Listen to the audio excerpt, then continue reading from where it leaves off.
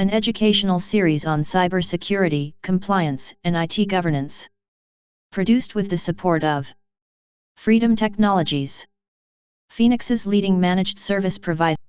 So tonight I'm hopefully doing something a little bit different for everybody. What I actually did is I put together some hands-on labs. That way I can run through them verbally and kind of talk about why there was even a need for it. But you also can follow along after the fact. So you actually have access to 4 labs from one of my classes. If you never heard of Sigma generic signatures, I'm not going to cover that, but there's 2 labs on how to engineer rules, like alert rules that'll work across multiple detection technique products. Technically, it should be able to work against prevention tools as well, but it's mostly like SIEMs and IDSs and stuff like that, as well as map it to MITRE. I'm not covering that today, but in the download VM, those links that we have on the email, plus I put them in chat earlier, you have those. I wanted to cover more of things around automation, specifically kind of around the concept of know thyself. I mean, you all were talking about like publicly facing S3 buckets, and we keep consolidating all of our data to one spot. I've had multiple clients that they had humongous breaches, but it actually was even with data being pushed to assets that shouldn't have had it, like from restoring like a backup. There's no test like prod. And so we find that manually we can't keep up. To be honest, I personally think even with automation, we can't keep up because it's human to error and we're constantly doing things. We don't always track it. And so I've been trying to push more around automation. And Tim Garcia, I know Tim the tool man, he's coming next. So even if this is a fail, you're in good hands. But Tim, keep this on the down low. I did give them an additional lab, maybe 2 of the 555 VM. So that is special to this class. Well, not class, sorry. See, I'm used to teaching. So I'm going to go through kind of 2 examples of automation. One of them is around trying to figure out if assets within an environment is yours or not. And then the second one is going to be about monitoring cloud environments. So we talked Amazon S3 a little bit. This is going to be kind of similar, but I'm going to be crawling EC2 instances, so kind of virtual machines in Amazon land, but the concept could be applied anywhere. So hopefully we're picking up on the concept and what I'm trying to cover. The login for this virtual machine, if you pulled it down, is SEC555, all lowercase. I am not going, like, you can ask me questions while I'm going through this, but I don't want to troubleshoot the follow along of the VM because you've got the recording, and just for time's sake, it'll give more time for discussion or things. So if you're having trouble with the VM, you can totally reach out to me afterwards, but let's just kind of go through this, and feel free to interject, feel free to ask questions, and we'll go from there. First things first, this preparation section doesn't actually apply. Normally in class, and this is kind of interesting, I present them with a dashboard that looks like this. It's a little bit easier to read normally in full screen mode because it's not quite collapsed, but I give them a GUIfied challenge. Tim is very familiar with this, right? We say there's a whole bunch of IPs right here. And for every single IP address, regardless of subnet, I want you to tell me, is that your device or not your device? Is it authorized? Is it not authorized? And I think it's like a whopping, I don't know, 15-ish IPs, maybe a little over that, maybe like 20. And people struggle. They struggle, and it's like we're not even talking 100 assets here. Oh, but Justin, that's not fair. This is a mock company. It's not our company. It's like, why does that matter? Like, I get the point. Like, you're not used to these subnets. You're not used to these users or domain. But the same concept, like no matter any organization that was mine or a client's, like it's the same concept. It's the same principle. It's the same process. And don't get me wrong, this is an extremely hard process. So I'm not downplaying that. But when you struggle at 20, it's because we need to get better mastery of this. So they have these internal IPs and they have to use information, and they have a lot of information. That's the problem. That's us, right? Data sources, DHCP, you have vulnerability scans, authentication scans, you have Kerberos, you have DNS, you have all this crazy stuff. And it's basically, hey, go fish. But the point of why I do that exercise with them is I want them to figure out, how did they come up with like this first one, 10, 5, 55, 17? Why did you say that that is or is not authenticated? Okay, now go back home and do that thing. And for this specific lab, I really was frustrated because everybody nodded their head and everybody got the okay, here's what we need to do and why it matters. But I hear a lot of really cool stories with my 555 SIEM with Tactical Analytics class about how, hey, I went back home, I did this thing, it was awesome. This lab, I never heard that. It's not the most fun exercise. I mean, I'll be honest, right? Asset management, if you ever do like a CMDB, whoo, it's not exactly the funnest thing in the world, but it's important. Critical control number 1, inventory of authorized and unauthorized assets. Again, nowhere in there did it say most fun. But so I basically, I kept the old GUIFY lab, but now in the new version of the class, like you still have some of this extra information, right? Workstation subnets are here, HIPAA workstations are here, servers, domain controllers, vulnerability scanner. But I made a second version of this lab. And so now it's a choose your own adventure. One, you have to learn the process, but what I'm showing you tonight is, okay, let's actually figure out how to get the answer, but we have to do so in an automatic fashion using Python. Now, I like PowerShell, I like Python. I don't really care what language this is, but I had too many people leave me like, I have QRadar, I have Logarithm, I have Splunk, I have an Elasticstack. How do I get the answer? And to be honest, I don't care. Yes, just as John introduced me, I love my Elasticstacks because I have thousands plus hours of experience in it. But I don't care. Like the process is the same, so automate it. In fact, if I'm doing this with Elastic, I still would probably do it with Python anyway. And so that's what we're going to do. And I've heavily documented this. If you have the VM downloaded, you can follow along through the nice GUIs, and it literally will give you a walkthrough with notes. And I'm just going to do it, and hopefully it doesn't break. If it does, it's Tim's fault. That's how I roll in 555. Tim is also a 555 instructor, by the way, so I'm sorry if I pick on him a decent amount. It's only because I respect him. When you open this, it'll first load funny because this is a Jupyter notebook. I don't personally use Jupyter notebooks except for when I'm trying to teach in a repeatable fashion. Other than that, I just use Visual Studio Code or whatever IDE I like, but I basically brought this step by step. And so if you don't have any scripting, that's cool. I'm going to talk through this. Keep in mind the challenge we're trying to solve.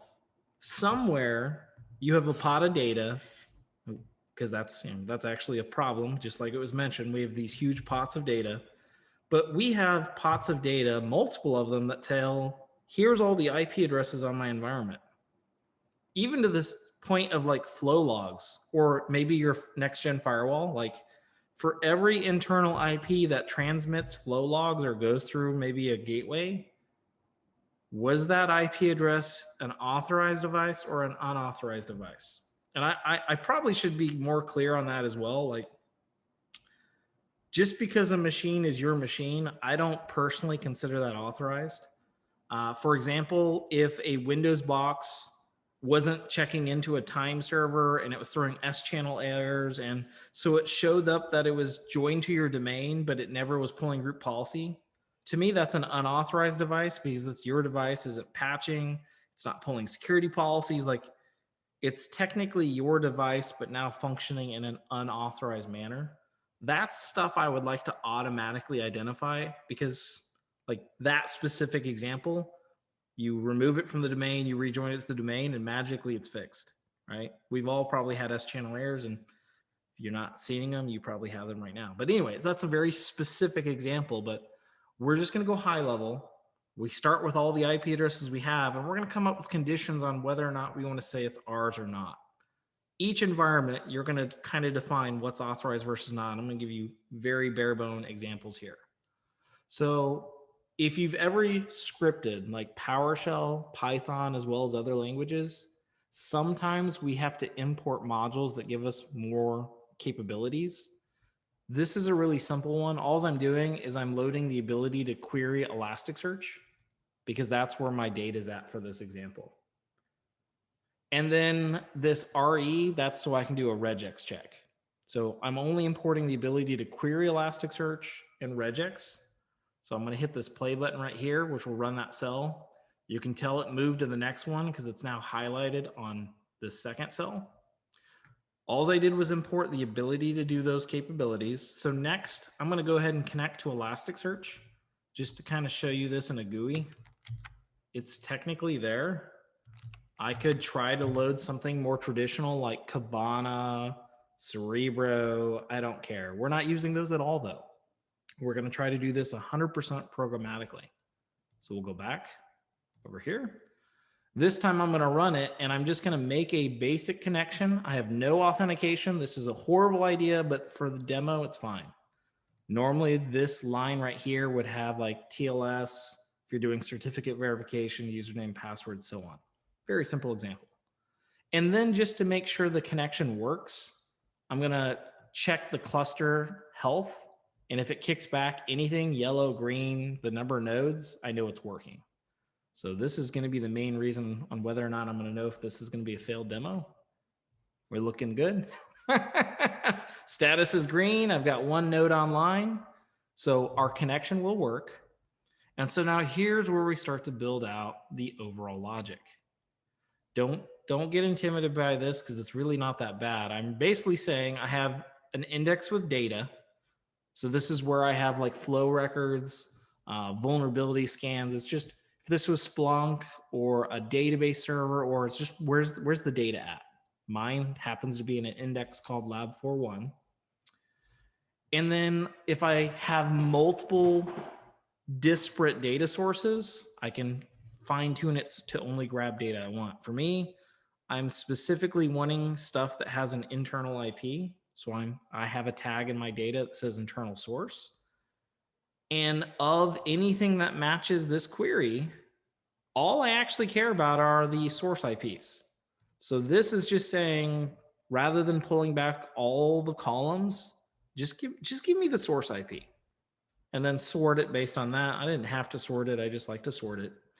And so then I am going to group all this with a max 999, basically return all source IPs. Let's go ahead and run that.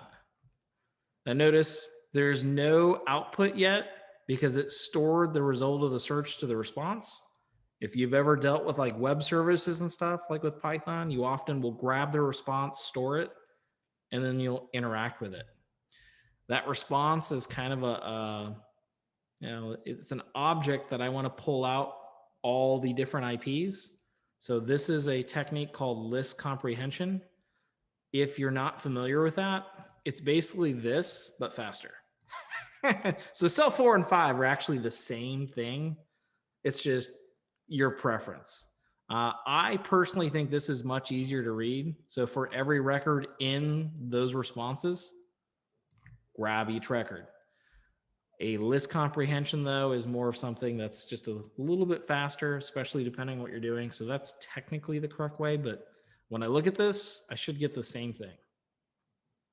So notice we've got these IP addresses. So these are all the internal IP addresses within this mock data set.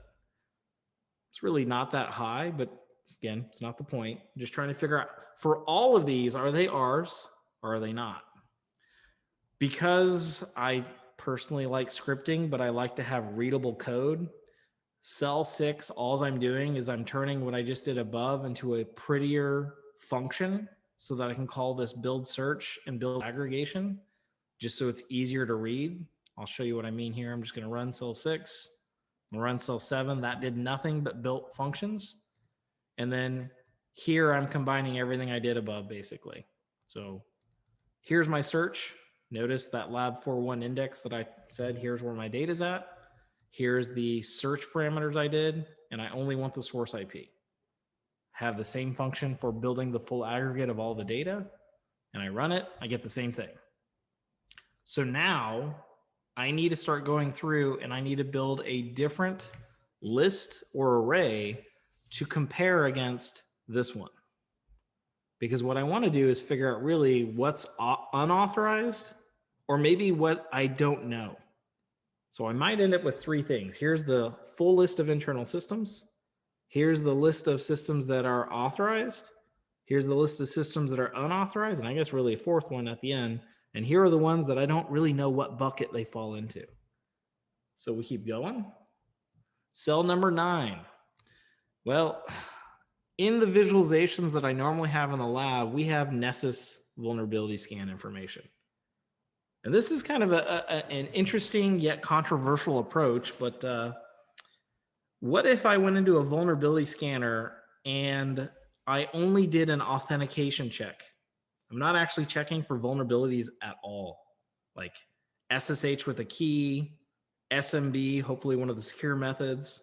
Like, what happens if I logged into a printer as a standard user account over HTTPS? If I could authenticate to it, Magic 8 Ball says it's probably one of my devices. So, and this does not require admin at all. This can be a standard account, and it's actually better if it is. But that might be a quick way to scan my environment to find assets that are mine or not. In truth, even if you didn't do that, you're probably doing authenticated scans anyway. And so in this data set, I have it. Any IP address that had this plugin ID means it was scanned with authentication that worked. So I start with, okay, anything that matches this condition, those IPs are authenticated systems. So if I run that, that gives me a decent amount from the above data set. Then what I do is I start to compare them. So here I'm going to take the internal systems and I'm going to subtract it from the authenticated systems. What's left over are ones that I still don't know what the heck these things are. Now, again, just because the system's yours doesn't necessarily always mean it's authenticated. You might want to go farther than this, but let's just keep going for this. So now I've got 4 IPs in this example that I still have no clue what they are. I couldn't authenticate against them. The vulnerability scanner couldn't get into it. So here's what I'm doing. One of the things I teach in 555 that I always find quite hilarious is that when you have a Windows box and you join it to a domain controller, that actually operates different than, say, a Windows laptop from home. At a bare minimum, the Windows machine, once it's joined to the domain, now gets time from a domain controller. But the Windows laptop from home gets it from good old time.windows.com. So if somebody brings in their personal equipment and they plug it in or they connect to your wireless and they're not supposed to, it actually beacons out to time.windows.com if you think about it that way. And you should very quickly via DNS logs know, hey, you're not supposed to be on our environment. So this can help you find that very quickly. Linux systems, Macs, again, they tend to have default time. And so if you know what those are and you look for them and your systems don't use that, it's actually a quick way to find unauthorized systems. Are you going to find someone running like Kali Linux coming up to do a pen test? You say no, but I've actually done that.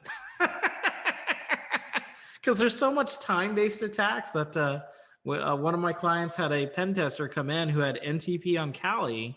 As soon as they plugged in and it phoned home for NTP, which was not one of the organization's time servers, and boom, they caught you like within 30 seconds. So it can happen. Now, should it? Okay, whatever.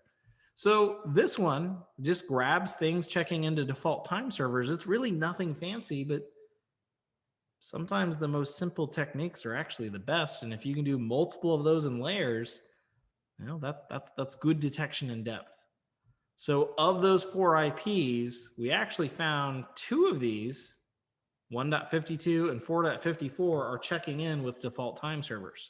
And it marks them, which is why I set this up as a dictionary rather than a list, for those of you who are familiar with that.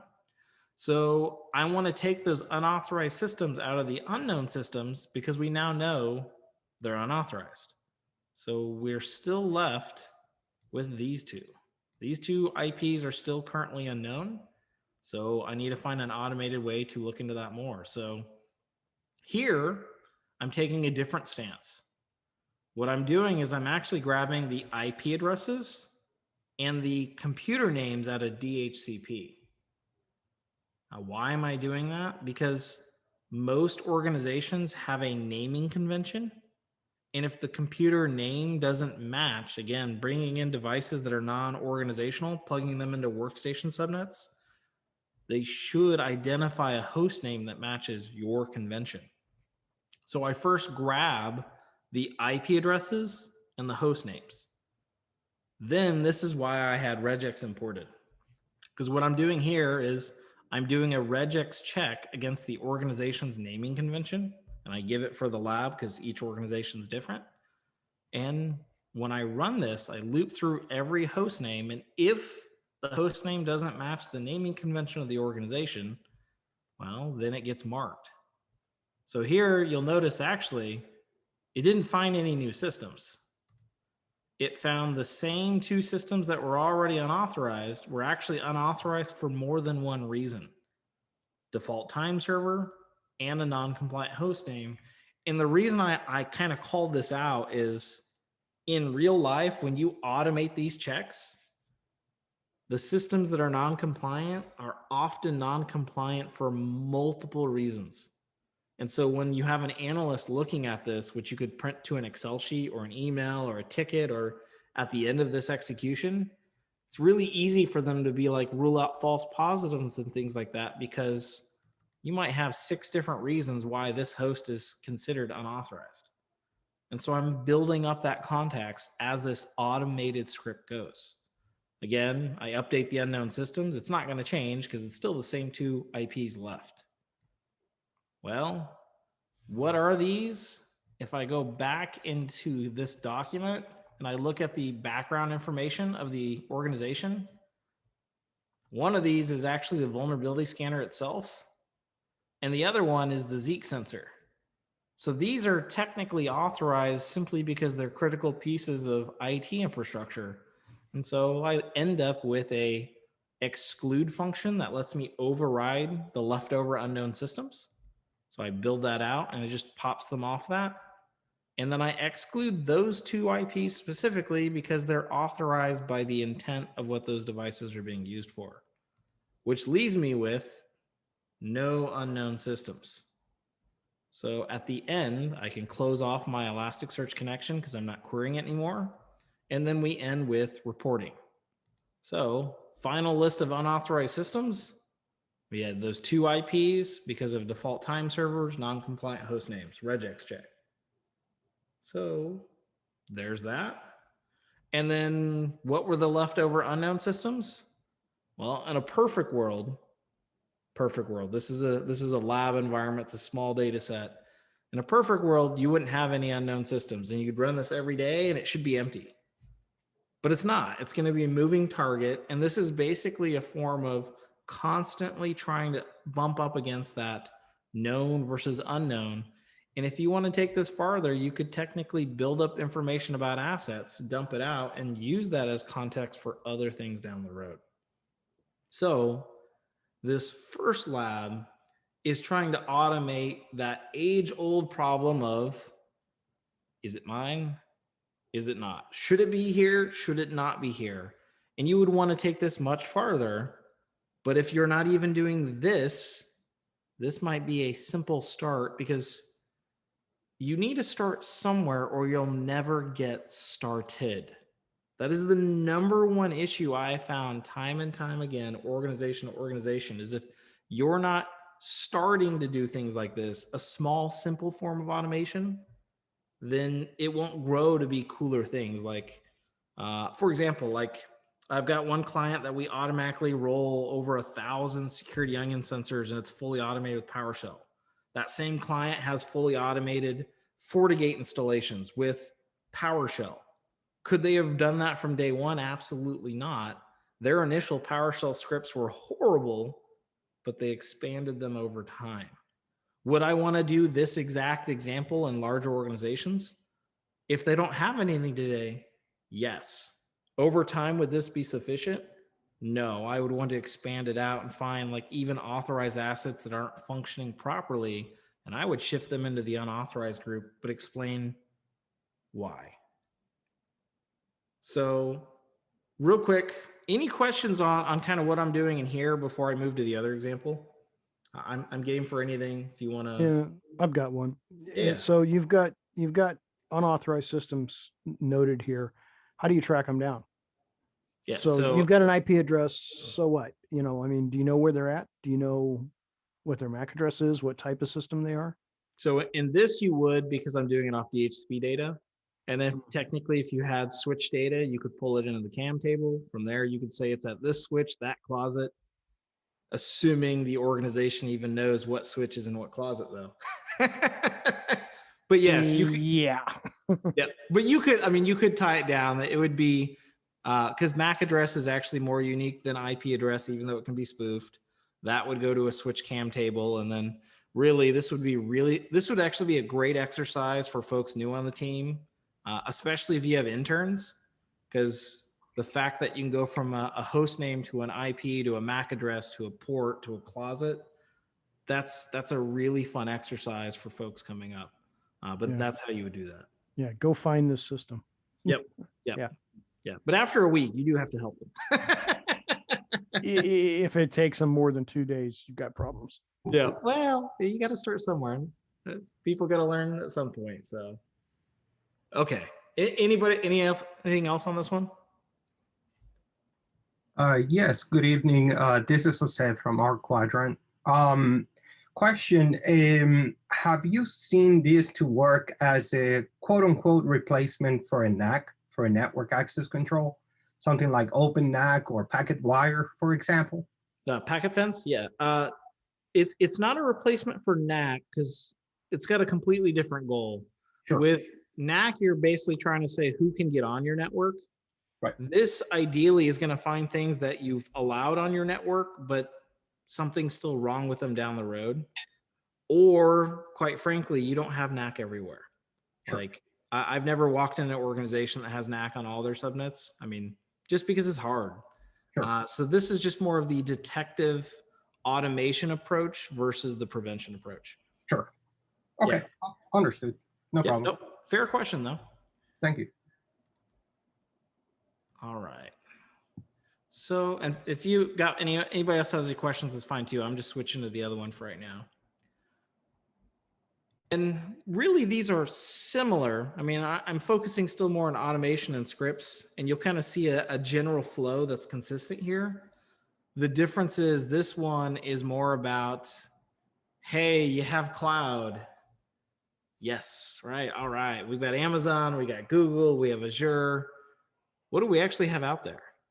And this lab is kind of funny because what I did is I had Amazon EC2 instances in the US East 1 region.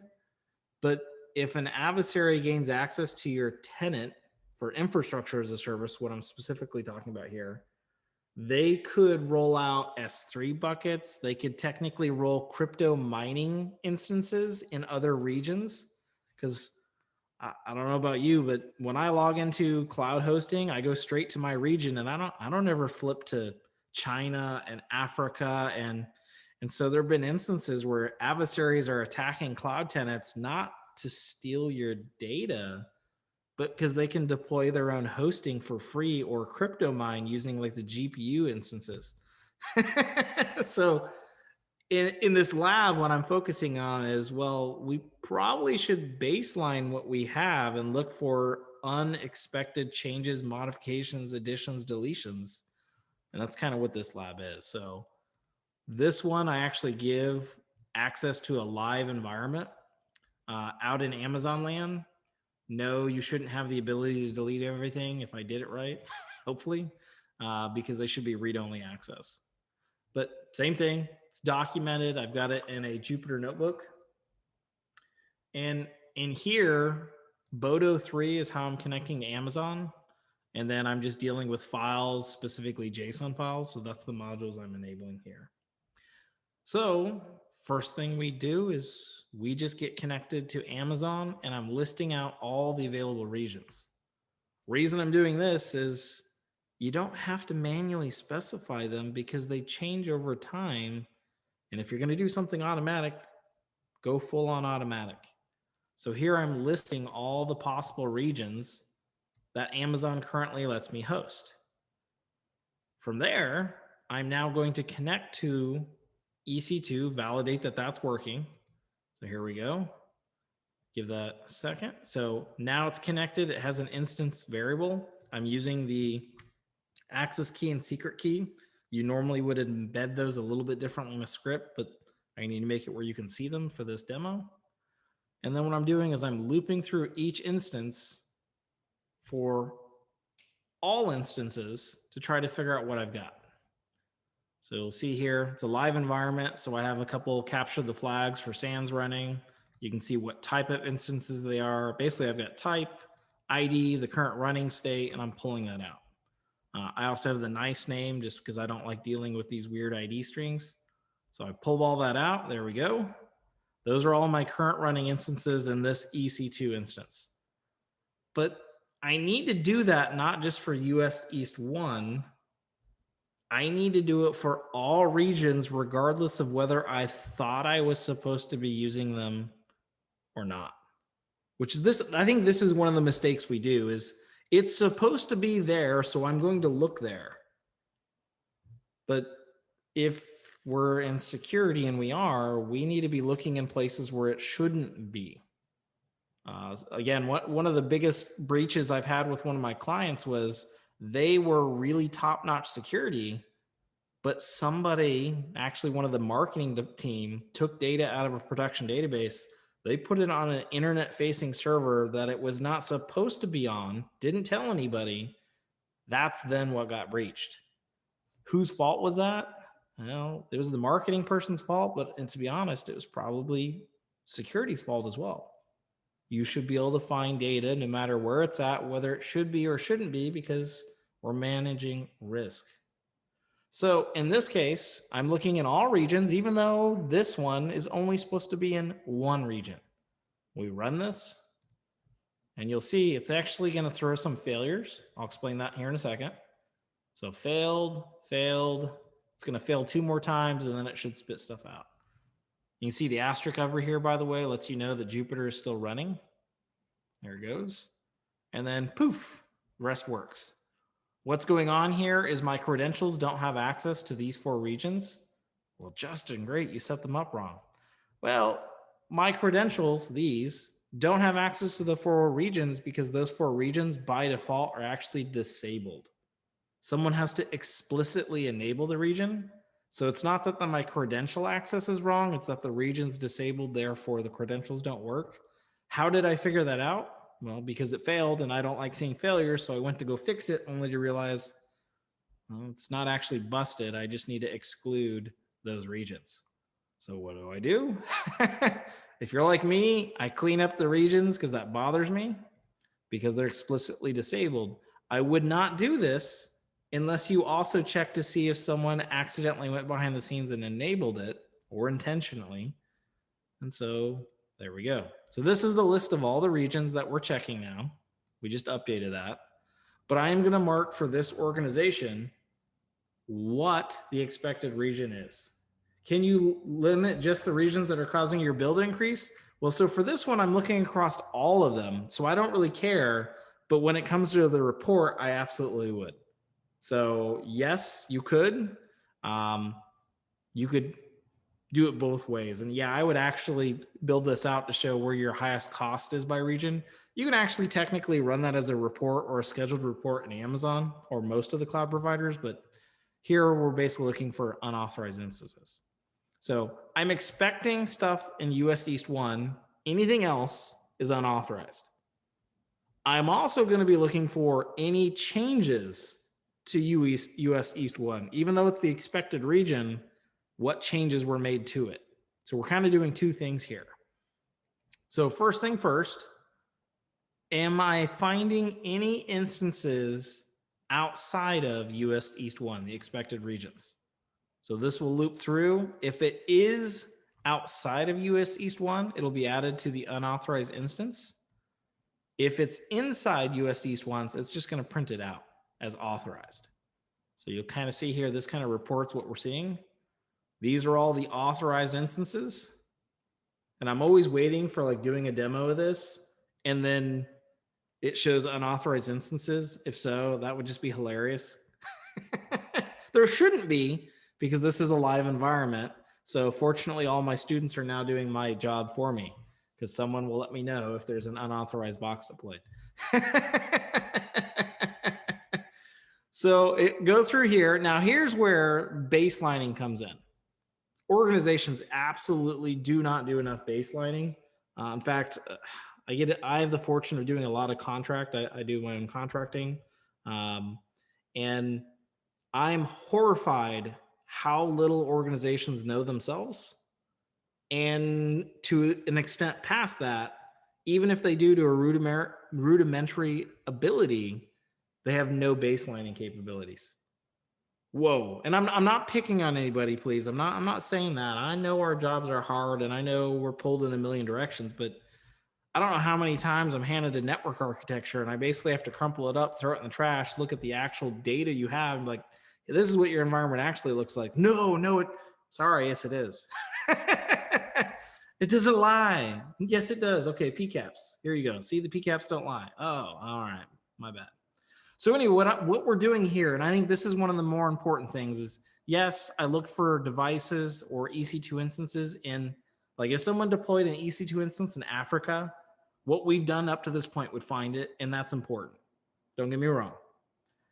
But it's probably even more so important that I track what I have today versus what I have tomorrow and see if I care, because this doesn't grow that quickly. Like your normal organization grows very rapidly. If you're doing containers, that probably grows very rapidly. And if your EC2 instances grow very rapidly, then what I'm about to show you won't work anyway. But often it doesn't, or it's a very quick glance to look at it. So here's what we're doing.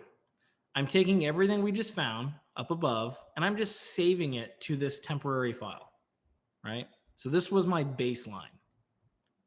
And then what I'm doing is I'm loading that file on subsequent runs, and I'm calling that my prior data, prior instances. And here I'm just showing you that it would have worked. So had I run this a second time, it would have reloaded. It has all the instance data. It puts it under the right region. And then we would run versus current data versus previous data. Now, I've loaded into previous data the same exact data we just loaded. So there is no differences between current versus prior. So when I do a baseline check, which is what's happening here, there's no differences. But I can simulate a difference here real quick. So I'm going to go into this EC2 baseline file. This is what prior instances load. I'm going to toggle word wrap for a second. And I'm just going to, I could either add or delete one of these. So I'm going to take and I'm going to delete these two instances right here. Save it. I'm going to go back. I'm going to reload prior instances. So cell 10 again. There we go. I mean, visually, I can't really tell what the difference is here. But when I tell the script to look for the differences for me, ooh, had this been a live environment, it would have said, hey, you've got two new EC2 instances, whether you intended to or not. Here are their names. Here's the region. I can include the type. I can do whatever.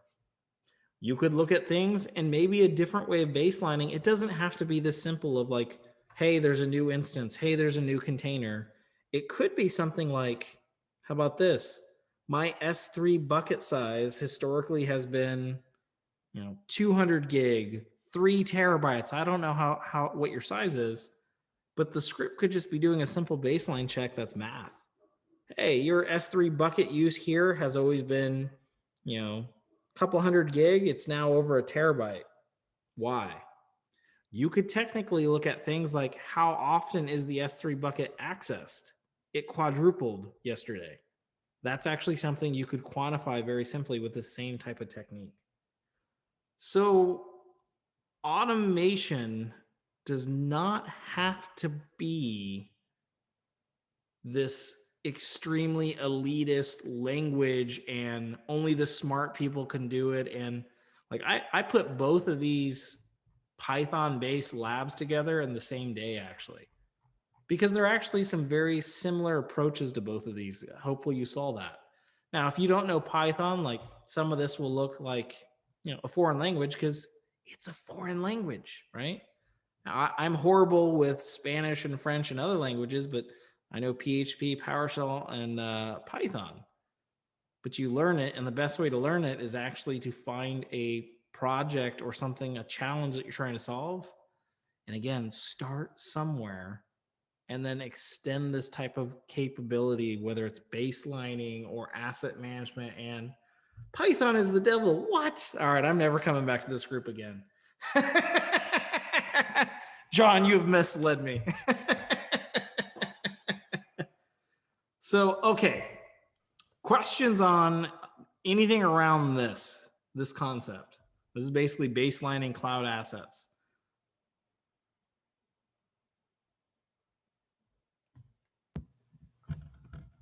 How you doing? Samuel Sutton, retired computer scientist, FBI.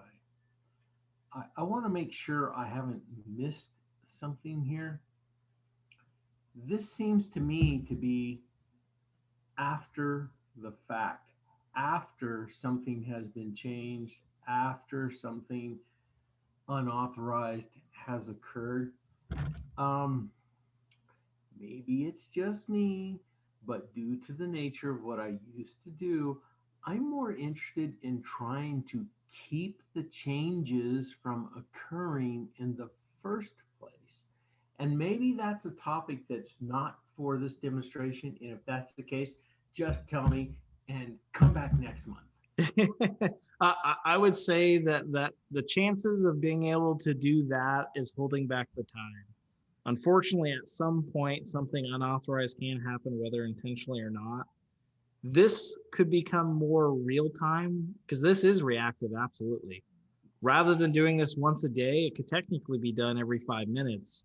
But what you're basically preferring is perfect principle of least privilege, where only authorized users can make the changes or deploy instances. But then even those authorized users could get themselves compromised via phishing or whatever. Thus the whole insider threat, and unauthorized changes at some point can happen. So that's why we're again marrying detective plus prevention. Yeah.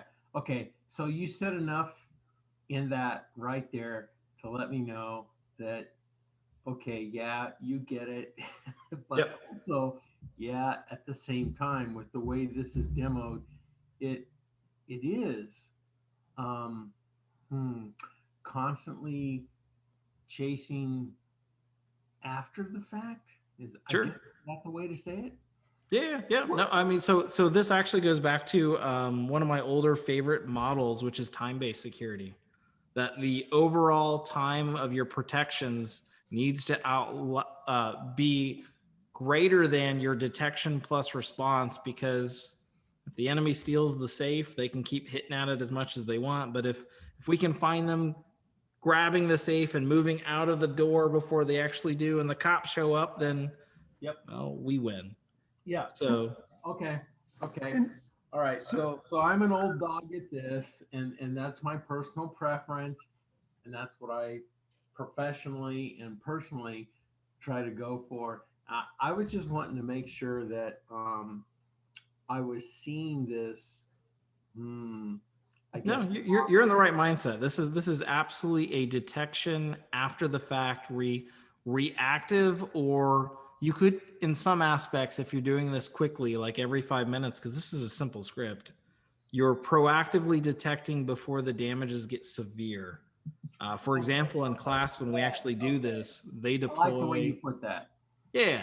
In class, the attack that I'm modeling this after is actually where an attacker got in and they deployed multiple 8 GPU EC2 instances that would cost a piece thousands of dollars a month to run, and nobody sees them because they're in the wrong region.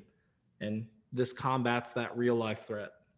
Right, because one of the things I've tried to get others to see, like when I've gone out and I'll just say looked in on things on behalf of your tax dollars at work, and the whole thing about the buckets and what goes on there, you could initially have it all set up correctly, and then because somebody drops something in there unexpected with I don't know, something twiddled not quite right, and I don't know, there's a collision with your settings, and all of a sudden a bucket that you once thought was secure now isn't, because somebody put something in there whose effect was to change what your original settings were, and unless you know to watch and monitor for that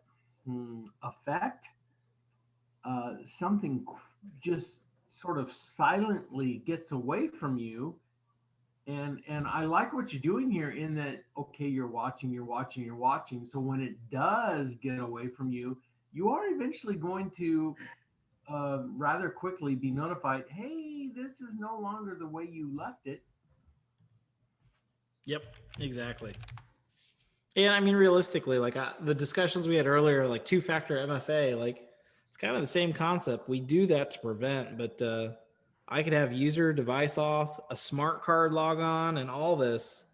But if an adversary gets on my machine, that token's already in RAM. It's already valid. They can do things as me. Okay. And just to interject briefly, we all know about the MITRE attack chain. So that's a perfect example that you have a number of different opportunities to intercept and disrupt an adversary. And if you do it before they cause the damage and reach their goal, you effectively win. Exactly. Yep, exactly. Well, even the Ryuk, since you guys are following the news articles and stuff, like Ryuk, the 5-hour mass wipe of a major healthcare, if you look at that attack, and I'm not picking on that organization, but they had a 0 day to get to a domain controller, which, okay, 0 day, everybody can be like, hey, you can't prevent, it's a 0 day. But you know what they did next is they RDP'd from a domain controller to the backup system to wipe it out first. But do you or I or the rest of our team, do they use the domain controller as the jump box to the backup system? Or do we use jump boxes? Or if we don't have them, do we just go direct to the backup system? That goes back to know thyself detection. And I get that was 5 hours, but you could have theoretically saw that type of thing should have never occurred. And if you reacted within, which in that case, 5 hours, then you would have actually won. You would have disrupted that attack.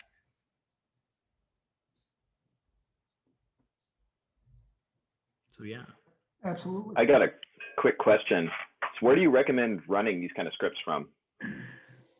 Your mom's computer.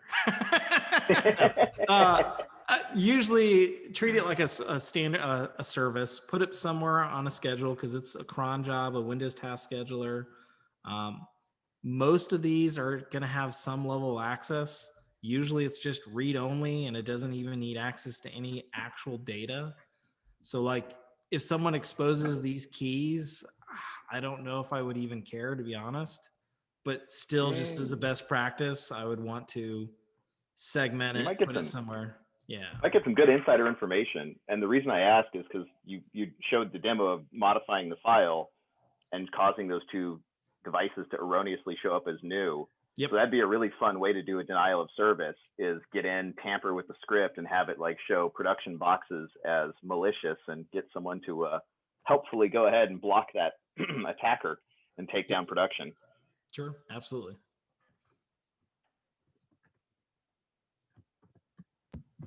So your scripting here kind of reminds me of, all right, So I'm aged. I'm an old dog, as I said before.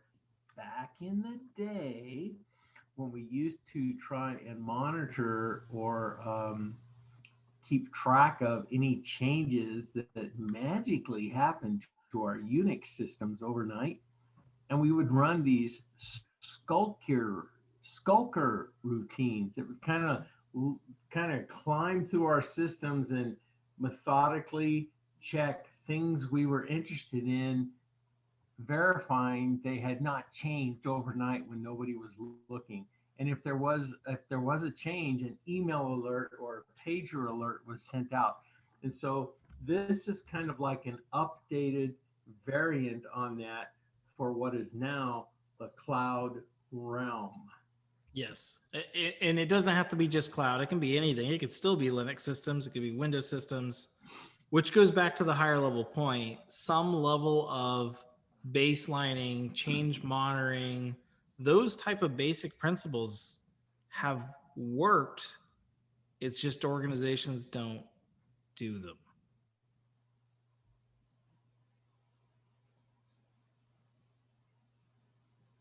That was a compliment, by the way. Yeah, that's, so I was thinking of that as you said that. Anywhere I've worked where I did that, the organization had no idea that I was doing that. Yep. I did it because I knew to do it and it needed to be done. And I knew that it would keep my job simpler and less chaotic if I caught it as soon as possible, even after the fact. And that's what this is demonstrating in the cloud realm, while even back in that day and that time, long before cloud, I was doing it on network systems, server systems, and whatnot. So conceptually, it's similar, but this is, I'll say, updated and nuanced for the cloud environment, because that's where everybody's trying to go and where these things are happening these days. Yep.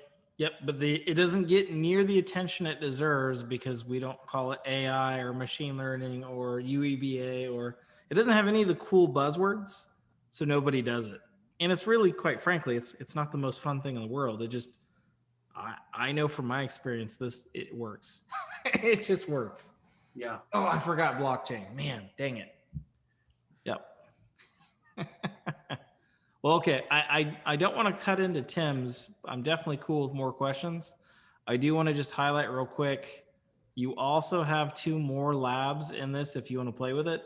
I won't have time to go through these, but if you've never done things like with Sigma rules, these are where you write a very generic detection rule. There's actually hundreds of these available online for free, but you put it in this language, you convert it to work with, say, Splunk or Elastic, and now all of a sudden you no longer have vendor lock-in. And that vendor lock-in is a problem in my book because you lose flexibility, your labor investment. If you switch products because you're fighting one, you have to start all over. This helps you get rid of that, and it kind of walks you through how to do rule conversions between, and here we've got Splunk versus Elastic versus whatever. I actually show you how to redo it with MITRE tags. So you can have it tag the data, and at the end, it will spit out a actual MITRE navigator map. This would then let you report month to month or however frequently you do this. Here's where we have detection coverage. I would change the color coding just a little bit, but it automatically builds this for you. But oddly, I would actually say the more important of these 2 labs is the leadership lab, which helps you explain to your team or upper management why certain data sources matter. For example, this is Windows. I went too far. This is Windows data here, down here, versus Windows with Sysmon. Because a lot of you, if you've heard of that, it's hard to get management to approve doing that. And you can actually show them where if I had that data source versus I don't have that data sources, how much this would change. And then the end of the lab, we also compare that against what alerts you actually have coverage of. And it walks you through that layer by layer, building that out. So I think I'll probably end there unless there's any more questions, but I'll turn it over to good old Tim. You the man, Tim. Awesome. Yeah, that just to reiterate, that leadership lab for the Sigma lab is probably one of, I mean, I've taught this class for a few years, and I think it's probably one of my favorite labs that Cheston's ever created. It just really drives home the point of visibility and the gaps you have, and you know, where you can identify that and demonstrate that to the executive management. Yep. Even to the point where students who come, they're like anti-leadership, anti-management. They'll do the lab and they'll be like, wow, I don't know what just happened, but that was awesome. And I think I know how to fix this problem. And I want to say, well, you're the problem. You just got to communicate a little bit differently. You can't just be like, it's my way or the highway. This helps you communicate that problem. So